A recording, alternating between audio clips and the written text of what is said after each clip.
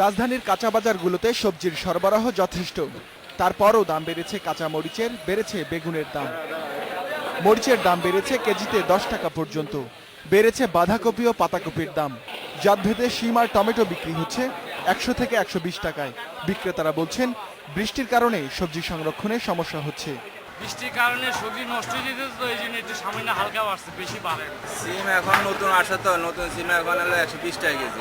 মাংসের দামে তেমন পরিবর্তন নেই। বিক্রেতারা বলছেন, ইলিশের দাম কিছুটা কমেছে। ডিমওয়ালা মা মাছের সরবরাহ বেশ। দাম মোটামুটি এখন সীমিত এবং ইলিশের দাম কম। রুই কাতল সীমিতের ভিতরে আছে ভাই, রুই কাতলের দাম না ভাই। কেজি প্রতি 5 টাকা পর্যন্ত কমেছে চিনির দাম। বেড়েছে রসুনের দাম। ডাল, তেল, পেঁয়াজের দাম আছে আগের মতোই।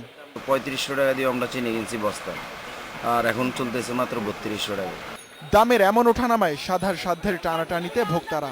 তবে বাজারে তাজা সবজির সরবরাহ ভালো হওয়ায় সন্তুষ্ট অনেকেই। কোনো না কোনো অজুহাত নিয়ে সবসময় দাম বাড়ে, কখনো বন্যা, কখনো বৃষ্টি, কখনো হরতাল, আদার্স। শুক্রবার দিন হলো জিনিসের আমদানিটা ভালো এবং ফ্রেশ থাকে, ভেজিটেবল বলেন, মাছ বলেন, সবকিছুই।